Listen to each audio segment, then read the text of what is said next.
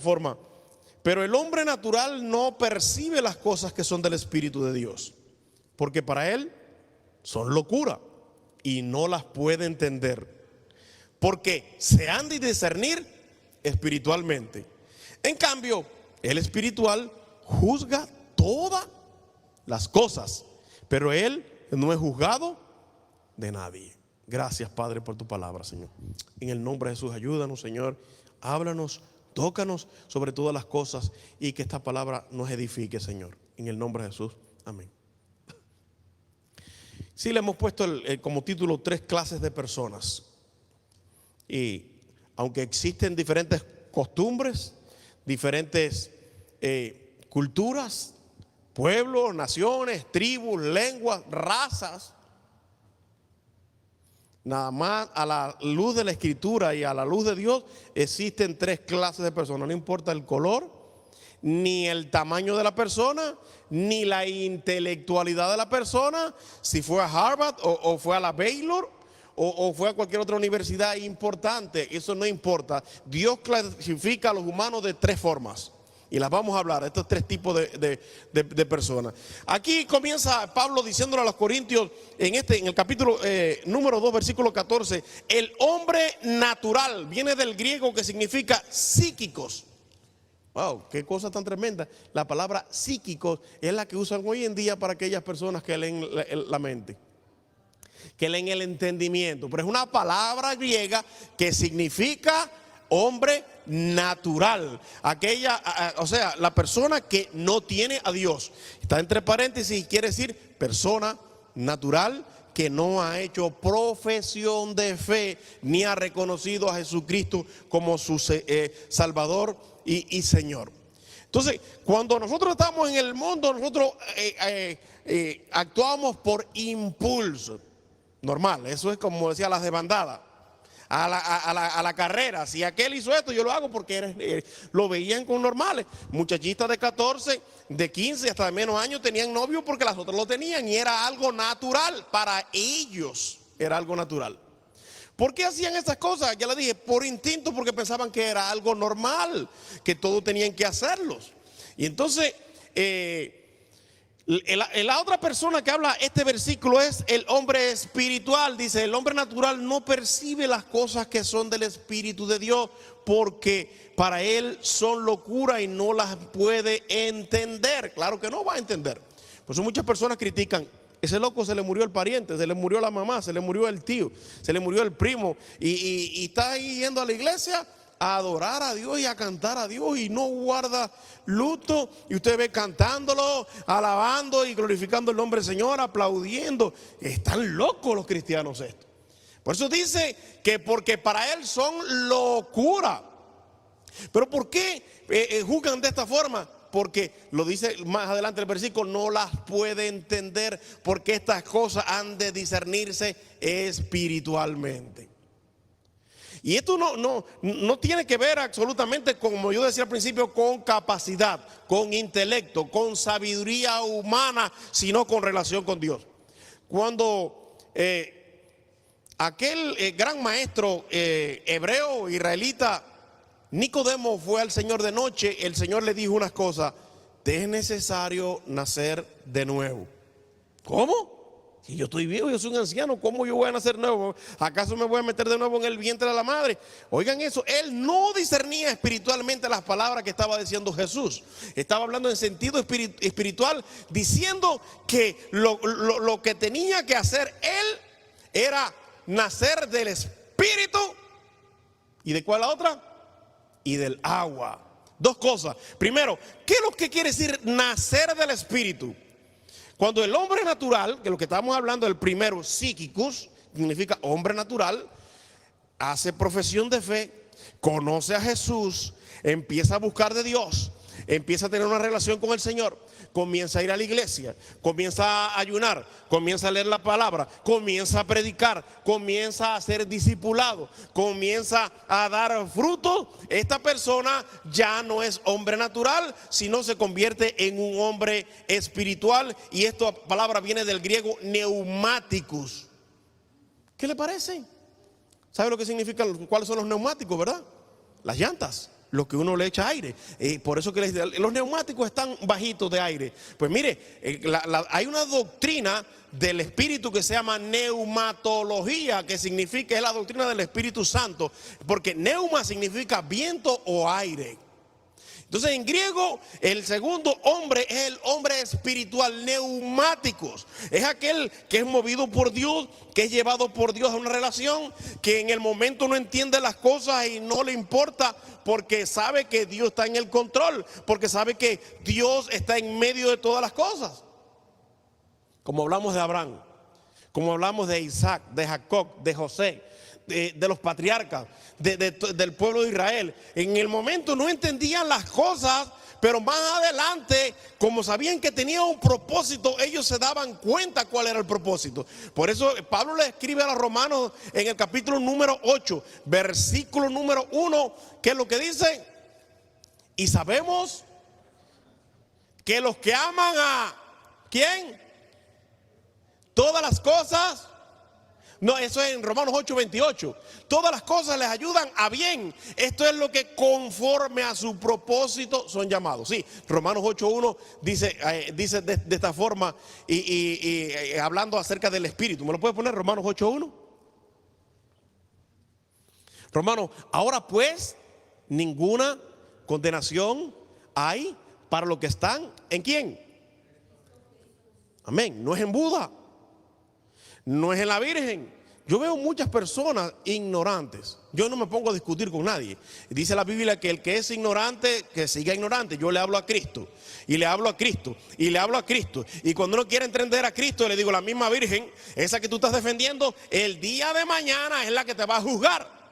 Porque ella no necesita ningún tipo de adoración. Fue una mujer escogida. No es madre de Dios, porque antes de que esta mujer fuera escogida, ya Dios existía. Madre de Jesús, bueno, de cierta forma fue el canal que Dios usó. Entonces vemos a través de la Escritura mucho entrando en esa polémica. Eso no. Yo le llevo, le digo como dice en el versículo número 1 de Romanos 8: ninguna condenación hay para los que están en Cristo Jesús. Pero sigue diciendo: los que no andan conforme a la carne. Y vamos para el tercer hombre. ¿Cuál era el primer hombre? ¿El hombre cuál? ¿Me están siguiendo? Natural. El segundo, el hombre espiritual. Y el tercero es el hombre carnal. Las tres clasificaciones de Dios. El primero era psíquicos, el segundo era neumáticos, y este tercero se llama Sart. S-A-R-X, Sar, que significa hombre carnal o desviado de los propósitos espirituales de Dios para deleitarse en la carne. Ay. Entonces, estos dos, estamos hablando del natural y el carnal. Usted dirá: bueno, son los mismos. No son los mismos. El primero, ya le dije, actúa por instinto. El segundo actúa por sinvergüenza.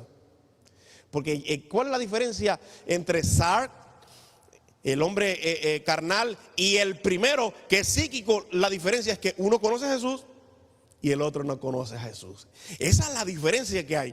Por eso cuando el Señor le está hablando a una de las iglesias en el Apocalipsis, le dice bien claro: por cuanto no eres ni frío, ni qué, ni caliente, y eres ¿qué cosa? Tibio, te vomitaré de mi boca. Entonces no debe existir un estado intermedio. O estás con Dios o estás con el mundo. O buscas del Señor o lo rechazas a Él. Porque el mismo Jesús dijo: el que conmigo no recoge, desparrama, y el que conmigo no es contra mí. No existe un estado intermedio. Vamos a ver lo que dice aquí del hombre natural. El primero que estábamos hablando, en primera de Corintios 2:14. O sea que no es espiritual, es la persona no regenerada y que es gobernada por los simples instintos naturales. Esa clase de persona no tiene el Espíritu Santo, está bajo el dominio completo de Satanás.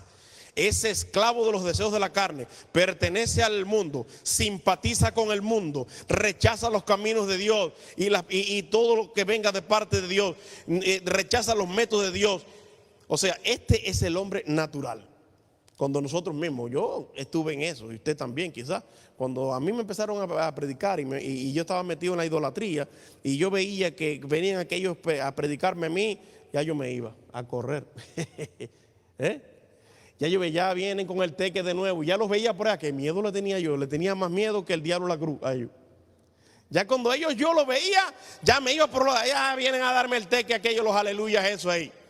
Y sí, porque me agarraba, me decía, es tiempo que te busques del Señor. Dios te puede cambiar, pero ¿en qué Dios me va a cambiar si yo no necesito cambiar? Sí, necesitas cambiar tu forma de pensar, de actuar, de hablar. Mira, dale el chance al Señor. Pues le agarré un miedo que casi tenía pesadilla con los cristianos aquellos.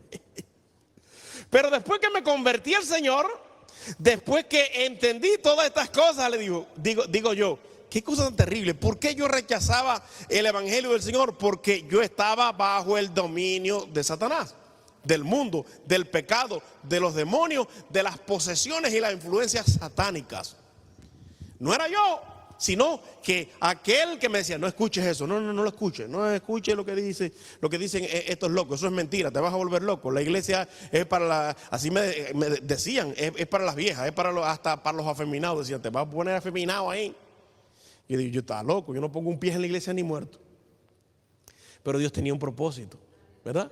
Por eso dice, versículo 14, miren lo que dice la Reina Valera ampliada o actualizada. Dice, mas el hombre animal, le está comparándolo, dice, no percibe las cosas que son del Espíritu de Dios, porque para él son locura y no las puede entender, porque se han de discernir o examinar espiritualmente. ¿Qué saben ellos? Por eso cuando ellos ven un milagro, ellos quedan trastornados y ellos dicen, es paranormal. O sea, no es normal, es algo de fuera de lo común. Cuando vino un evangelista a la iglesia que yo me convertí y que me hice miembro y a que salí al ministerio, y he contado esto, el hombre Dios lo usaba mucho en milagros de sanidades y principalmente de empaste. Yo no sé si ustedes han tenido alguna vez la oportunidad de ver que se le haga un empaste a una persona en un diente, una muela. Bueno, se corrió tanto, pero tanto, ¿saben qué? Todo eso se corre como pólvora. Oye, hay un milagroso, la gente se dicen, ¿verdad? Y van aquellos los que quieren ir a mirar, porque en ese tiempo no había ni televisión, ni tableta, ni celular, ni internet, nada. Año 1990. Entonces la gente dice, vamos a ir a ver qué es lo que está sucediendo, porque en algo había que matar el tiempo. Y yo me recuerdo que en la parte de atrás de uno de los servicios de la iglesia, un día habían un promedio de 20 o 30, si mal no recuerdo, quizás más, doctores y doctoras con sus batas blancas vestidas allí y con los espejitos eso para mirar los dientes, a ver si era verdad lo que estaba ocurriendo. Yo, oye, siento algo en mi boca, y cuando miraban allá los doctores decían, ese hombre no lo ha tocado, ese hombre ha orado de lejos. Y allá al final, en el costado, en no sé dónde, esa persona recibió exactamente y estaban mirando ellos. Pero ahí no queda todo. Algunos de los mismos doctores que fueron allí a mirar, a comprobar, recibieron empastes. Entonces, para estas personas que son naturales es algo de locura. Aquellos que dicen que los milagros ya pasaron, yo no sé qué tipo de Dios creen, porque yo veo que amanecer todos los días vivo es un milagro del Señor, respirar es un milagro. Ahora la Biblia me dice que Jehová es mi sanador, que Jehová es mi proveedor, entonces Dios no provee. Entonces estoy limitando a Dios a lo que yo pueda traer para mi casa. Y entonces cuando Dios le pone en el corazón a alguien que te regale $100 o que te regale una ropa o unos zapatos, ¿eso de quién es la provisión? ¿Es de Dios o no es de Dios? Es Dios obrando. Pero hay muchos que dicen que ya con la muerte del último apóstol los milagros cesaron. No, Señor mío, están activos y se van a activar más. Porque la palabra me dice en Joel capítulo número 2 versículo número 28 que en los postreros días, mire quién es el que lo dice. ¿Dice quién? Dios. Voy a derramar de mi espíritu sobre toda carne, vuestros hijos verán visiones. Dice que habrá señales en los cielos. Y dice que los ancianos soñarán sueños. Habrá sueños, habrá revelaciones al final de los tiempos. Y dice sobre los siervos y sobre y las siervas derramaré de mi espíritu sobre ellos. Se está refiriendo hasta aquellas personas que son esclavos, trabajadores, asalariados, que no tienen posesión, etcétera. Dios va a derramar de su espíritu al final de los tiempos. Ahí el hermano, sobre todo tipo de carne. Ahora, número 2, vamos al hombre espiritual. Vimos el hombre psíquico, es aquel que no tiene a Jesús, que anda por ahí afuera acabando, que le da lo mismo, vámonos hoy a gastar el sueldo mío completo, la chequera en un bar, o que me voy para Lazán. No sé si existirá todavía la Lazán o lo habrán quitado, pero bueno, uno de ellos, el que uno oye, me voy para el baile y no me importa si mi esposa y mis hijos tienen comida, no importa. Ese es el hombre natural, que como sus amigos lo hacen, ellos piensan que es algo normal y lo voy a hacer también. Y por eso cuando ven todas estas cosas dicen, están locos, esa gente está loca. Número 2, espiritual, el hombre espiritual. El hombre espiritual en griego, neumáticos, en 1 de Corintios capítulo 2 versículo 15 y 1 de Corintios capítulo 3 versículo 1 también habla acerca de esto. Es la persona regenerada, es decir, la que tiene al Espíritu Santo. Esa persona piensa en lo espiritual, conoce los pensamientos de Dios. 1 de Corintios capítulo 2 versículo 11 y 13. Estoy dejando algunos textos para que después usted lo busque. Y vive por el Espíritu, Romanos 8, 4 al 17, Gálatas 5, 16. Tal persona cree en Jesucristo y se esfuerza por seguir la dirección del Espíritu que vive en ella y resiste los deseos sensuales y el dominio del pecado. Romanos 8, 13. Este es el hombre espiritual neumático. Cuando uno habla de hombre espiritual, la gente enseguida piensa que es el que brinca, ¿verdad? Que el que chilla, pi, pi, pi, pi, pi, pi, como el chavo. O el que está dando una profecía. Bueno, eso en parte. Pero hay que recordar también que Jesús dijo, por su fruto los conoceréis, ¿verdad? Entonces, son buenos los dones espirituales, es bueno hablar en lengua, es bueno profetizar, es bueno danzar, es bueno orar por los enfermos y que se sane. Todo eso viene en la palabra del Señor y hay que creerlo, pero hay un énfasis más grande en cuanto al fruto del Espíritu. Gálatas capítulo número 5, versículo número, si mal no recuerdo, versículo número 22, hermano, ¿me lo puede poner? Gálatas, déjame ver si aquí lo tengo yo, ok. 5:22.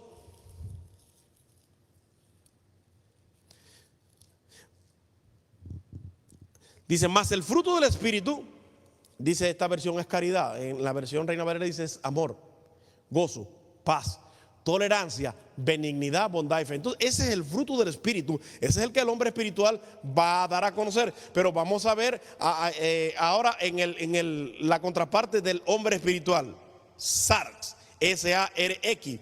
Dice que el hombre, dice, en cambio, el espiritual juzga todas las cosas, pero él no es juzgado de nadie. Vamos para el número 3, el carnal. Aquella persona que es carnal es la persona que va a la iglesia, sienta, diezma, ofrenda, canta, se va para la casa y ese día pasó un rato bueno en coinonía, en hermandad, disfrutó del ágape con los hermanos ahí, pero al otro día cuando llegó al trabajo se le olvidó Dios, se le olvidó la iglesia, se le olvidó el compromiso con el Señor, se le olvidó el compromiso que había hecho delante de Dios de servirle, adorarle. Y entonces que está así, entonces va allí y está como lo hizo Pedro. Pedro estaba con los gentiles, pero cuando veía a los judíos le decía a los gentiles, si te vi, no te conozco. Por eso Pablo le dijo delante de todo el mundo a Pedro, hipócrita, lo llamó así, delante de todo el mundo, porque él tenía miedo de los judíos y entonces no le hablaba a los gentiles. Y había estado en casa de Cornelio, había comido con ellos, había orado por ellos. El Espíritu Santo había venido sobre aquellos romanos, el centurión y todo lo que estaban allí. Cayeron al suelo, vino la presencia del Espíritu. Y él tuvo tremendo tiempo compartiéndolo con los gentiles. Pero cuando venían los judíos, aquellos que eran estrictos en la palabra, en el comportamiento, en las observancias de la ley, entonces hacía así, si te vi no te conozco. Así pasa mucho, que andaba él carnalmente. Y dice que Pablo delante de todo el mundo lo corrigió en público, dice así, para que tuviera vergüenza. Porque no se puede ser de dos formas. Usted tiene que ser cristiano en la iglesia, en el trabajo, en la casa, en la escuela, en el barrio, en cualquier lugar. Tiene que ser la misma persona, que sea el mismo lenguaje, el mismo pensamiento, la misma idea y sea la misma persona. Quizás haya que comportarse hasta mejor afuera que adentro, mucho más. Que dar un testimonio más grande todavía afuera que adentro. Entonces, este es el llamado S-A-R-X, sarx, es el carnal. Gálatas 5:16, por favor. Gálatas 5:16 al 17 me dice algo acerca de este último hombre. Miren lo que dice Pablo a los Gálatas. Digo, pues andad en... Miren lo que está diciendo Pablo, le está hablando a otro. Aquí está, en la carta que hemos estado hablando es a los Corintios, ahora a la gente de Gálatas, Galacia.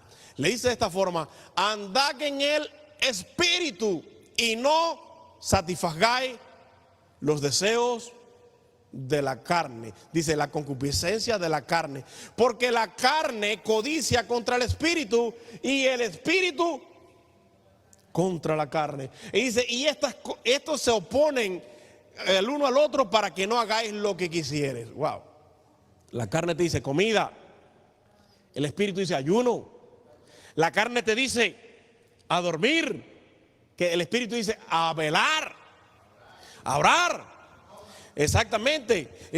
La carne te dice, vámonos para el buffet, vamos al Golden, párate 3 veces, 4 veces y come toda la comida que tú quieras, revienta, no importa.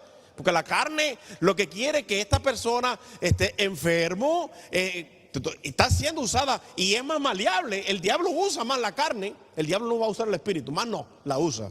Disculpen, no más, la usa porque el espíritu él no puede. Donde está el espíritu de Dios, el diablo no puede estar. Donde está la unción de Dios, donde está el poder de Dios, no puede estar ni Satanás, ni los demonios, ni el mal, porque está allí la santidad, está la unción y está el poder de Dios allí. Entonces dice que los deseos de la carne son contra el espíritu y el del espíritu contra la carne, y estos dos se oponen. Hay una batalla terrible. Y si no, mire, ay, qué dolor de cabeza tengo, no voy a ir a la iglesia. Y ahí la carne se levanta, bravo, gané. Me voy con dolor de cabeza para la iglesia. Dice el espíritu, vete que Dios te va a sanar en el camino. Tómate una pastilla, entonces, si no tienes demasiado fe, pero vete para la iglesia. Pero la carne dice, no, es demasiado.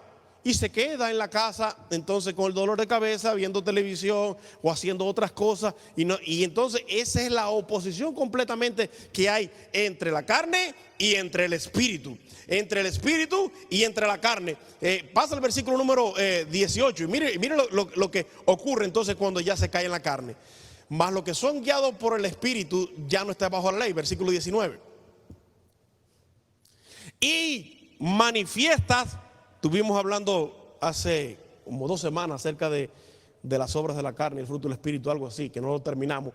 Y manifiestas son las obras de la carne, que son adulterio, fornicación, inmundicia. Ahora, es lo que te estoy diciendo, las personas naturales, los que no conocen a Cristo, los que nunca han hecho profesión de fe, ellos viven a la desbandada, a lo loco. Ellos se alocan ahí, esto es así, dale para allá, como vivían los romanos en aquellos tiempos, que no importa que existía el amor libre, no había contrato en el matrimonio, pero aquí Pablo lo que le está hablando a los Gálatas, le está diciendo a Gálatas cristianos supuestamente, o creyentes que aceptaron al Señor, mire, son manifiestas. La primera es adulterio, tenga cuidado.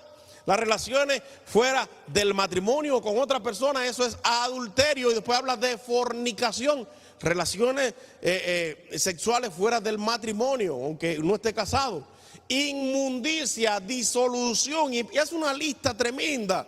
Estuvimos hablando que eran ¿cuántos? 18, 17 obras de la carne. ¿Y cuántos frutos del espíritu? 9 solamente. Wow, es algo tremendo. Entonces, ¿cómo nosotros podemos hacer? Hay veces que si uno quiere reaccionar como humano, se le quiere salir enseguida la humanidad, ¿verdad? Y le quiere salir enseguida el ego, eso. Si una persona te hace cualquier cosa, tú quieres arreglarla a golpes, a palos. Hablaba hace mucho, no mucho, con una persona y dice que se fue de un trabajo porque en el trabajo hablaron mal de él, el jefe, y dijo, me dan deseo de partirle la cara. Y le dijo, no, así no son las cosas. Las cosas no son así. Porque cuando tú tienes el deseo, hoy tuviste el deseo, pero ten cuidado que el día de mañana ya no es el deseo. Ya vas más allá. Y fue lo que el Señor le dijo a Caín. ¿Se recuerdan? ¿Qué le dijo a Caín? El pecado ¿Dónde está? A la puerta. Miren qué cosa. La Biblia habla que hay dos cosas que están a la puerta. Una es el pecado y otra ¿cuál es? Jesús. Oigan eso, qué cosa tan tremenda.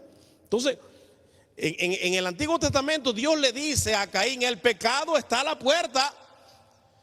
Capítulo número 4 de Génesis, para que después ustedes lo lean. Mas tú tendrás autoridad sobre el pecado. O sea, él le dijo, si tú quieres, tú le abres la puerta. Si tú quieres, tú lo dejas entrar. Que hay personas que dicen, el diablo me engañó, el diablo me puso una zancadilla, el diablo me amarró, él me llevó, me hizo una llave del army, como dicen, de los marines. Me llevó para un de esos a beber y allí me dio una caja de cerveza y ya después me soltó ya. Exacto, sí, lo llevó allí y le puso. Eso es mentira. Igual que los que cometen adulterio, el diablo me engañó. No, el diablo no te engañó. Saca el diablo de ahí. No le estés dando tanta gloria al diablo, porque hay veces que no es ni el diablo ni los demonios, es la carne. Y el diablo está por allá, por Francia, Inglaterra, o está en el Vaticano sentado por allá. Y el diablo, yo no tengo que ver nada con eso, que yo ni yo. Tú fuiste el que cometiste el pecado, ¿por qué me va a echar la culpa a mí? Y siempre se le está echando la culpa a Satanás. ¿Por qué? Por vuestras concupiscencias. Dijo Santiago, creo que fue Santiago que dijo, cuando vosotros seáis tentados, no digas que sois tentados de parte de Dios, sino que sois tentados, tampoco del diablo, por vuestras, ¿qué? Concupiscencias. Entonces, la otra puerta es Jesús. Jesús dijo, yo estoy a la puerta y llamo. Si alguno oye mi voz y abre y me deja pasar, yo entraré con él y cenaré con él y él conmigo. Entonces son las dos puertas. Entonces, cuando Pablo le está hablando aquí a los corintios, en el capítulo número 1 de Corintios, del verso 14 y 15, está tremendo eso, habla de la revelación acerca del Espíritu de Dios. Él le está diciendo a estos creyentes, tengan cuidado con los hombres naturales y tengan cuidado con los hombres carnales. Traten de unirse a personas que siempre tengan o tengan algo afine con usted, de buscar con Dios. Oye una meditación, una canción, yo no sé si ustedes alguna vez oyeron a Nelson Ned. Bueno, Nelson Ned era un brasileño que se convirtió al Señor y empezó a cantar para el Señor y ya él partió con el Señor. Y había una meditación que decía que un débil se une a otro débil. Oigan eso. Así decía la meditación, usted puede buscarla, debe estar en internet. Un débil se une a otro débil con la esperanza que éste lo levante. No, Señor, únete a uno más fuerte. Y si tú ves que una persona te va a hacer el tropiezo, deséchala. Desecha a esa persona. Hay veces que hay que cortar cosas en nuestra vida que duelen. Hay que cortar con amistades, con familia. Estoy hablando en el sentido espiritual. No puedes hacer lo que antes hacías. Por eso hay muchos que se convierten al Señor, tienen un encuentro con Dios, una relación con el Señor. Y la misma familia dice, oye, ya ni vienes por aquí, ni ¿para qué? Para hacerme tropezar, para brindarme cerveza, para brindarme cigarro, para tratarme de hacer caer. Yo huyo de eso. Por eso Pablo le dijo a Timoteo, huye de las pasiones juveniles. ¿Qué es lo que quiso decir? Corre, piérdete, desaparécete, no te quedes ahí. Y cuando la mujer de Potifar, aquel funcionario del rey que quiso acostarse con José, ¿qué hizo José? Salió como en Bora, ¿verdad? Ir en Bora, se fue en Bora. Salió corriendo, se desapareció. Dice que hasta la ropa, yo me imagino ella quitando la ropa, pero como ella se vio ya que no accedió a sus caprichos, entonces ella dijo que él trató, y estoy seguro, ahí la Biblia no lo dice, no lo recorre, pero eso era pena de muerte. ¿Por qué usted cree que Potifar no lo mató? Porque él no le creyó a ella. Lo metió a la cárcel, pero no le creyó a ella, porque eso era pena de muerte. Si era un hombre que había hecho prosperar su casa, ¿cómo va a ser un pecador? No lo creo, ¿verdad? Él no lo creyó. Entonces, es mejor huir. Hay un dicho que dice, es mejor un cobarde vivo y no un valiente muerto. Hay que huir de las pasiones juveniles, hay que huir de donde está el pecado. Si un trabajo usted le va a traer pecado, mejor deje el trabajo y pídele al Señor y póngase a cortar árboles y yardas. Y Dios lo va a bendecir más. Y Dios le va a decir, wow, este es mi siervo fiel. Este lo ha dejado todo por mí, por no claudicar, por no cederle al pecado, por no cederle a la carne. Como Jesús mismo, cuando el diablo allí en el desierto lo fue a tentar las 3 veces, Jesús le dijo no. Y la última vez le dijo, escrito está, al Señor tu Dios adorarás y a Él solo le servirás. Es algo tremendo, hermano. Entonces, sí se puede. Sí es verdad que nos da deseo, yo lo dije. Bueno, los que han tenido diferentes tipos de vicios, o no sé cómo es que le dicen los otros. Pero, bueno, sí, que tomaban, quizás cuando llegue la calor, digo, ay, una cerveza, ¿verdad? Pero debe uno huirse de ese lugar y nunca tratar de probar. La Biblia dice que aquel que crea que esté firme. No estamos firmes en el Señor. Y es mejor desaparecerse. Como hay muchos, yo tuve la oportunidad una vez de predicar en una iglesia aquí en Estados Unidos, en un estado. Y en la casa donde me hospedé, o me hospedaron, me dijo el varón, me dijo, no, agarra ahí ahí hay aguas, hay esto, el otro, un refrigerador, y tenía arriba varias botellas de cervezas. Yo me sorprendí así, Dios mío. Y él vino y abrió una y dice, no, ¿quieres una? Digo, no, señor. Dice, oye cómo viene el diablo a veces disfrazado y hay que tener mucho cuidado. Me dijo, en tu país quizás esto era pecado, aquí no es pecado. Si tú vas a una casa y te dan un poquito de ron, de coñac, de whisky, ¿cómo le dicen al de México? El tequila o lo que sea, tienes que aceptarlo porque es un desayuno. Le digo, pues seré el más mal educado del mundo. Claro que no tengo que aceptarlo. Usted no puede darle cabida al pecado porque dice la Biblia que un poquito de levadura leuda toda la masa.